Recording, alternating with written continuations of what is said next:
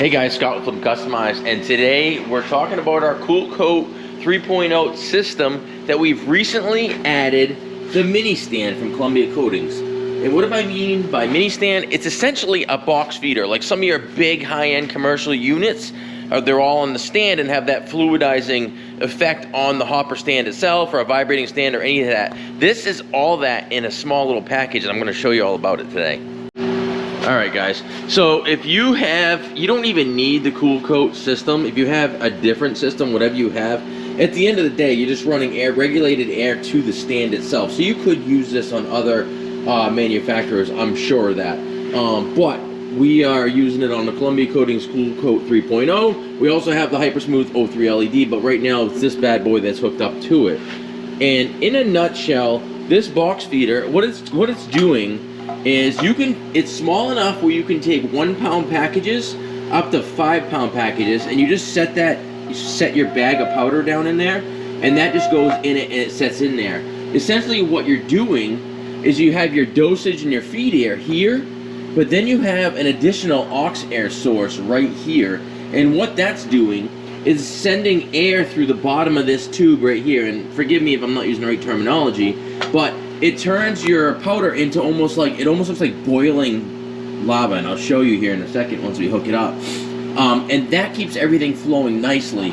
But one thing I will mention, basically you have your feed air and your dosage air. In order to run this properly, you need at least 1, possibly 2 more regulated air sources, and this is what we did. Kool Koat, again, our friends over at Columbia Coating, they hooked us up with this regulated air source. It has aux air and 2 gun control, and that's fine, but at the end of the day, it's regulated air, okay? So what it is one of those is going to control this fluidizing air, and then another one, if you wanted it to, and we don't have it hooked up yet, is this one right here. Actually, I think I do have it hooked up. Yeah. So what this does, I'm trying to get a good view of it, that's essentially just a vibrating stand. So it would take this stand right here, as well as pumping air into it, it's also going to vibrate it. So you've got everything on your side as far as keeping that powder from clumping up, keeping it nice and smooth, and flowing out really nice. So what I'm going to do is I'm going to throw some primer in there, because I'm going to be shooting some of these parts right here in the primer today before we put them into some black mini texture. But this isn't about the parts or that. I just wanted to show you real quickly about this, how we set it up and what we're doing. So let me throw that primer on there, and I'll get right back to you. So like I said, we don't have our the vibration portion of this hooked up, but honestly I think we probably should. Because what happens to these where the table's not vibrating, at least for me, is sometimes this sinks to the bottom of the bag, and then there's nothing underneath it there. So basically, if you have the vibrating table going, it's constantly going to keep that powder settling down. So when you're sending your air in there to help with the boil of the powder itself, that'll be an improvement. So in order for us to do that, I got to get another splitter so we can run some air down to that. But I just want to mention that. All right, so in a nutshell, what you're going to do is you're going to get your aux air here that's going to be fluidizing this, turn it into a bubbly brew, it almost looks like, but you don't want it like blowing all over the place and everything like that. So what it will do is I'm going to slowly increase the pressure here, and it does not take much. We're talking like, look at that, I got literally, turn it down a little, 2 pounds going into that right now. And I don't know if you can see it, but it's doing exactly what it should do, as you can see. Probably even a little too much. So I'll turn it down just a touch. Get it to regulate. There we go. You don't want it all over the floor either, but it keeps that powder moving. Now, I gotta hook up my the feed air right here. So basically what's gonna get your powder going is the next step. One more thing worth mentioning is Columbia Coatings, they're very good with their directions and color directions at that, and take you through step by step as far as the connections go. And they have a website and they have a YouTube channel, so check them out as well, because, well, they're a good company. All right, one other thing, or connection I should probably mention, is the output. This is the feed that goes directly to your gun. Depending on the style gun you have, will depend on the connection that you put it on. Again, with all the Columbia Coatings materials and parts and pieces and guns and systems that we use, everything works very well together, so we stick with that. And honestly, The customer service at Columbia Coatings is outstanding.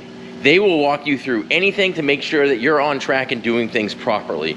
Can't speak highly enough about those guys. So we got our dosage air. This one here is your feed air, the red line.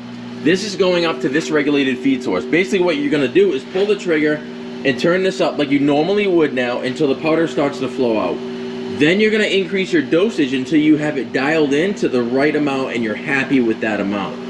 Then you got your nice spray pattern and then you can go ahead and start spraying. So what I'll do next is the machine is on. It's set for about 75 kV. I'm gonna go ahead and pull the trigger here with one hand.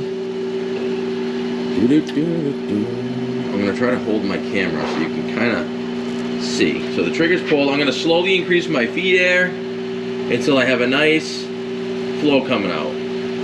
That's a little light, but kind of you get the idea behind it. Now, once the air's coming out there, I will increase the dosage. As you can see, the cloud itself changes. Look at that. Hopefully you saw that. That's not a bad cloud right there. It's still light, but as you can see, it's laying it on nice. Like basically right now, you're shooting out of a box feeder, just like a professional. We call ourselves professionals. And what you can do, if you need to, turn this up. As the powder drops down, as that settles into the powder, what I've done a couple times, I've lifted it out, I put it back down in there, because sometimes that thing will work its way down into the bottom of the bag. Like I said, you can run, let me find a bag here, just a 1 pound bag, this golden ticket right here, and you're fine doing that as well. But this is a 5 pound bucket, it works either way. The bag is the same idea, but sometimes I do have to lift it to get that control. And that was spraying the powder was a little light, but at the end of the day, I just kind of wanted to show you and give you a rundown of this mini stand and or basically a mini box feeder. The price point is right. I can't remember just offhand how much it was, but it's not outrageous, and it gets you into that next step of powder coating. Just to atomize and get your powder flowing that much smoother. It's an increase in your capabilities and the quality of your work. So I highly recommend, if you're running the Kool Koat or any other system, go ahead and step it up and get into your like basically mini box feeder. You won't complain, you won't be wrong about it or anything. So you got a comment or anything else you would like to see, go ahead and drop it down in the comments. This would be a great time to subscribe and hit the like button to our channel because, well, it goes a long way and we appreciate all of you. Take care, guys. Scott, Flip and Customize.